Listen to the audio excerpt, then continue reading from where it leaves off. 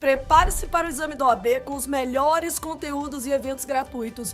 Participe da análise de editais, aulões ao vivo, revisão de véspera e acompanhe bate-papos que vão te ajudar a conquistar a aprovação. Inscreva-se no nosso canal e ative o sininho para não perder nada. Olha só, vamos começar com direitos humanos? E é o que eu falo aqui para vocês. Eu não vou me basear aqui na minha opinião, do que eu considero ser mais importante. Não, aqui eu vou te mostrar fatos, tá? E quando a gente faz o levantamento das questões da FGV para o exame da OAB, a gente chega a esta constatação aqui, ó. Presta atenção aos percentuais, tá? Eu selecionei aqui os 5 blocos que a gente estuda aqui na parte de direitos humanos. E aqui você percebe claramente o quê? Que existe uma propensão, olha a queda, olha o coração da FGV batendo aqui pelo sistema interamericano. Queridos, pensa comigo. Eu sou um futuro advogado que vou ali advogar nessa área de direitos humanos. Quais são os pontos que a banca vai te chamar a atenção? Olha, você fez todo o possível na esfera interna e não conseguiu chegar naquele direito. O que eu posso fazer? Eu posso acionar o sistema interamericano. Agora, o pulo do gato aqui é conhecer como, onde devo acionar esse sistema. Então, esse é o coração aqui dos tópicos que a gente estuda, tá? Então, se tiver que priorizar, o top 1 vai ser sistema interamericano. Sobretudo, Convenção Americana, também conhecida como Pacto de San José da Costa Rica. Tudo bem? Lembrando, então, que ali naquele sistema interamericano, você tem do artigo 1º ao artigo 32 do pacto, estabelecendo aquela parte do direito material, ok? Que são aqueles compromissos que o Brasil assumiu no contexto internacional, e a segunda parte com controle e monitoramento. E aí, controle e monitoramento, a gente tem a comissão e a corte. E aqui basta você lembrar que eu, você, Maria da Penha, só temos acesso à comissão. Não temos acesso à corte. Tá vendo, então, que são algumas máximas como essa que serão suficientes para você chegar ali na prova e arrasar. E o segundo tópico mais cobrado aqui é esse aqui, ó, grupos vulneráveis. Por que grupos vulneráveis? Olha só, pensa comigo. Nascemos todos iguais. Todos iguais, né? A gente tem uma musiquinha aqui que eu brinco com a minha filha. Andamos todos iguais, andamos todos iguais, pro lado, pro outro, para frente, para trás, andamos todos iguais. Só que ao longo da vida, a gente erra a coreografia. Ao longo da vida, a gente tem um problema econômico, a gente tem um problema de história, a gente tem um problema cultural, a gente tem um preconceito de gênero, a gente tem um preconceito de raça, que nos impede, como todos, como algo único, de ter acesso a esses mesmos direitos. E é ali que surge a necessidade de um olhar atento aos grupos vulneráveis. Ou seja, aqueles indivíduos que, por mais que eles tenham os mesmos direitos, eles não têm acesso ao mesmo direito. Percebe? E aqui, pessoal, a FGV é uma banca que ela adora te contar histórias. Ela traz ali uma contextualização com um desses grupos e coloca você como advogado. Fala assim, olha, tem ali o fulano que não está tendo acesso a X. Você, como advogado, deve dizer o que para ele? Percebe, então, que nessas questões de grupos vulneráveis, eu preciso muito que você tenha empatia em relação a esse grupo, que você se coloque no lugar desse grupo, ok? Eu trouxe aqui algumas questões para mostrar para vocês esse panorama de cobranças.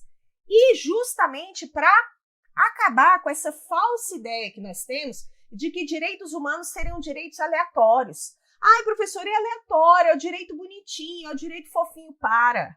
Direitos humanos tem a ver com técnica, tá? É o que eu falo, direitos humanos não respeita quem não o respeita. Então, se você trata os direitos humanos dessa forma frouxa, dessa forma flexível, ele vai olhar e vai falar assim, ah, é? Então não vai acertar a questão. Agora, se você toma consciência desses pontos técnicos que a gente trabalha aqui, acabou. Você chega ali na prova e, ó, colhe todos os frutos, combinado? Então, vamos fazer aqui algumas questõezinhas dessas de direitos humanos para vocês sentirem, tá? Por exemplo, essa primeira questão aqui é uma questão bem interessante, Por quê? Ela cobra um pouquinho do conhecimento de um instrumento do sistema interamericano, que é a Convenção Americana, com um pouquinho de conhecimento sobre Constituição Federal. Aí você fala, ai meu Deus, direito constitucional, calma. Por quê? Porque aqui é aquele básico dos direitos e garantias individuais do artigo 5º, tá? Mas veja aqui, mesmo que você nunca tenha tido contato com essa convenção, não me lembro desses direitos fundamentais, vamos dar uma olhada se, olhando a questão, você levaria? Presta atenção. Vou colocar aqui para vocês. Questão. Numa acirrada disputa eleitoral pelo governo municipal de sua cidade, o prefeito atual e candidato à reeleição divulgou, pessoal, por meio do site da prefeitura, uma informação inexata e ofensiva contra o candidato da oposição. Onde é que ele divulgou? No site da prefeitura. Esse candidato o procurou você, por saber de sua atuação como advogado em defesa dos direitos humanos. E disse que, amparado na Convenção Americana sobre Direitos Humanos, queria o seu direito de resposta. E ele queria o seu direito de resposta na rádio local. Isso aqui é algo muito comum, tá? O seu futuro cliente, porque você será aprovado no exame da OAB e você terá muitos clientes, ele vai chegar no seu escritório com a resposta, tá? Eu já presenciei tantas situações que o cliente chega e fala assim, doutor, eu vim aqui porque eu quero entrar com uma petição na Corte Interamericana. E aí eu falo, não, peraí, a gente não tem acesso à corte. Então aqui da mesma forma, o cliente chegou e falou assim, olha, eu quero um direito de resposta. E eu quero meu direito de resposta lá na rádio local. Aí você fala, calma, vamos estudar o seu caso concreto, ok? Pois bem, sobre a hipótese narrada, cabe a você esclarecer que a convenção assegura o quê, pessoal? Letra A. Assegura plenamente o direito à resposta, que deve ocorrer no órgão de difusão da escolha do ofendido. Pessoal, já pensou que loucura? Você chegar e falar assim, eu fui ofendido no site da prefeitura, pois agora eu quero um direito de resposta lá no Jornal Nacional, lá no intervalo do Jornal Nacional, eu quero direito de resposta. Existe proporcionalidade? Se eu fui ofendido no site da prefeitura, eu tenho que buscar uma reparação que me leve à situação anterior. Antes de eu ser ofendido, eu já era conhecido nacionalmente? Não. Reparação implica em você repor o que foi violado e não acrescentar nada além. Tudo bem? Letra B. O direito de resposta determina que ele aconteça no órgão de difusão que tem a capacidade de alcançar o maior número de pessoas. Mesma coisa. Não seria proporcional essa reparação. Letra C. O direito à resposta determina que ela deve ser feita no mesmo órgão de difusão em que ocorreu a divulgação das informações inexatas e ofensivas. Tá vendo que aqui é o que a gente tem de compensação? Algo que seria, entre aspas, justo? E a letra D, o direito de resposta, mas estabelece como condição a apreciação judicial e o encerramento da lide em última instância. Deixa eu te contar, se eu for esperar a última instância, eu nem preciso de direito de resposta, porque o mal já terá sido feito e o leite não retornará para a caçarola, não é isso? Então aqui o nosso gabarito é a letra C. Lembre-se sempre que quando falamos em reparação de ofensas, de violação de direitos humanos, eu preciso lembrar do quê? Desse aspecto da justiça, inclusive, nesse padrão de reparação. Professora, mas isso está previsto mesmo na convenção? Tá, olha aqui, A convenção fala direito de resposta pelo mesmo órgão de difusão. Mas perceba que mesmo que você não conhecesse essa convenção em si, você levaria a questão. Deixa eu ver aqui. Bom dia, Josué! Seja muito bem-vindo aqui na nossa aula. Vamos que vamos, né? Eles vão. Vamos que vamos, então. Gabriel dizendo que na graduação ele estudou a Declaração Universal. Pois é, mas deixa eu te contar uma coisa, Gabriel. Agora a gente vai ter que amadurecer. Porque a Declaração Universal, efetivamente, é um marco. É um marco na construção dos direitos humanos que nós temos hoje, perfeito? é um documento que surge ali em 1948, no período pós-Segunda Guerra, mas se eu te contar que nas provas da OAB, esse documento não aparece quase nunca. O que é campeão de cobrança aqui é a Convenção Americana. Aí você fala, professora, mas a Convenção Americana, ela é muito diferente da declaração? Ela abre as possibilidades de proteção, porque a declaração, ela surge como um documento genérico. Na sequência, vem o sistema regional e expande, abre aquele rol, abre aquele processo de mecanismos de proteção dos direitos humanos. Quando chega no sistema nacional, isso é ainda mais detalhado na nossa Constituição, percebe? Então, se a Declaração Universal, lá do sistema global, pensa em 3 camadas de proteção, tá? Se a Declaração Universal, lá no sistema global, ela fala deve ser garantido o direito à propriedade, ok. Vem o sistema regional, retoma aquele direito à propriedade e fala assim, direito à propriedade aqui na nossa região será protegido a partir do atendimento da função social dessa propriedade. E aí, na sequência, vem o sistema nacional e fala o quê? Pois bem, aquele direito à propriedade da declaração será respeitado aqui, juntamente com o atendimento da função social será respeitado aqui, nem que para isso seja necessária a desapropriação. Percebe, então? Esse sistema em 3 camadas, sempre de forma complementar, eles não estão em disputa entre eles, não existe hierarquia entre eles, existe complementariedade. Tudo bem? Maravilhosos? Muito bem! A Declaração Universal é um marco, mas a gente precisa avançar, né? Lembrar que depois da declaração, o sistema internacional dos direitos humanos se desenvolveu e tem se desenvolvido cada vez mais. Não é à toa que essa disciplina, pessoal, hoje, ela está presente em 90% dos certames. Pelo Brasil afora, nós temos a cobrança da disciplina dos direitos humanos. Tudo bem?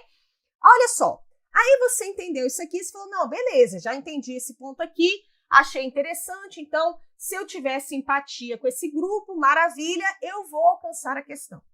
Agora eu quero lançar um segundo desafio para vocês, para ver como que está esse termômetro da empatia ao resolver questões. E essa segunda questão que eu quero trabalhar aqui é uma questão de um grupo muito especial. Um grupo muito especial, que é o grupo formado pelas pessoas que possuem deficiência. E aqui é uma deficiência específica, que é a deficiência visual. Pois bem, essa próxima questão, ela junta um pouquinho do conhecimento de uma convenção específica, que é o Tratado de Marrakech, que foi internalizado com o status de emenda constitucional e te coloca diante de uma situação problema. E aqui eu quero lembrar os senhores do seguinte, se nascemos todos iguais e ao longo da vida nós temos uma dificuldade para ter acesso a esse direito, no caso das pessoas com deficiência, o que torna esse direito pouco acessível são barreiras. Barreiras sociais que impedem que a pessoa tenha acesso. Então, é como se a gente pensa no seguinte, eu sou uma pessoa cadeirante e eu quero subir uma escada. Eu vou conseguir subir aquela escada? Não vou. Então, o que eu tenho que fazer? Eu tenho que retirar aquela barreira que me impede de alcançar o próximo nível. Como é que eu faço isso? Eu coloco uma rampa. Mas a pessoa que é cadeirante, ela quer subir aquela rampa sozinho. Ela não quer ter uma inclinação de rampa que ela precise ter alguém empurrando a sua cadeira. Afinal, uma pessoa que não tem a deficiência, quando ela sobe aquela escada, ela precisa do apoio de alguém? Não.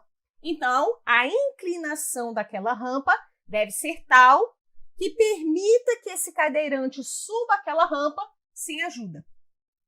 Isso é o conceito de acessibilidade. Acessibilidade é você permitir que essa pessoa tenha acesso ao mesmo direito da mesma forma que os demais possuem. Então, olha essa questão aqui. Veja, você está trabalhando como advogado para um grupo de estudantes universitários com deficiência visual. Eles relataram ter muita dificuldade para estudar, pois há pouquíssima disponibilidade de obras científicas com exemplar em formato acessível. Tá vendo que eles querem? A acessibilidade desses exemplares. Para preparar sua atuação no caso, você recorreu a um instrumento, Tratado de Marrakech para facilitar o acesso a obras publicadas às pessoas cegas, com deficiência visual ou com outras dificuldades para ter acesso ao texto impresso. Como ponto de partida do seu caso, exemplar em formato acessível, segundo o tratado, deve ser entendido como. Então vamos ver se você pegou a ideia. Letra A. Deve ser a disponibilização da obra no sistema de escrita e leitura tátil, baseado em símbolos em relevo conhecido como método Braille. Tal disponibilização deve se dar em centros governamentais ou não governamentais especializados em apoio às pessoas com deficiência. Pessoal, vocês acham que toda pessoa que tem deficiência visual, ela sabe ler em Braille? Vamos guardar. Letra B. Significa a venda ou reprodução de obras literárias, artísticas ou científicas por um preço de, no máximo, 30% do valor de mercado. Será que a acessibilidade é você tornar aquela obra mais barata? Letra C. Significa a reprodução de uma obra de uma maneira ou forma alternativa, que dê aos beneficiários acesso à obra, inclusive para permitir que a pessoa tenha um acesso de maneira tão prática e cômoda como uma pessoa sem a deficiência visual ou sem outras dificuldades para ter acesso. Está vendo aqui? Eu não vou dizer para o Estado como deve ser feita essa acessibilidade. O que eu quero é que ele garanta algo que seja tão acessível quanto é para as demais pessoas. Isso mesmo, Ruth. Cláudia, gabarito letra C. E a letra D, exemplar disponível para pessoas em biblioteca que tenham ledores. Não, se não tiver o ledor. Pessoa que não tem a deficiência precisa do ledor? Não precisa. Então perceba que nessas questões é necessário que você tenha simpatia, que eu me coloque no lugar dessa pessoa e lembre-se, um instrumento do sistema global é um instrumento que vai trazer esses apontamentos de uma forma genérica, deixando ao Estado a possibilidade de adaptar aquilo à sua realidade. Se aqui no Brasil a realidade é a utilização de ledores e método Braille, é para cá, mas eu não tenho como estabelecer uma especificidade dentro de uma convenção como essa. Combinado?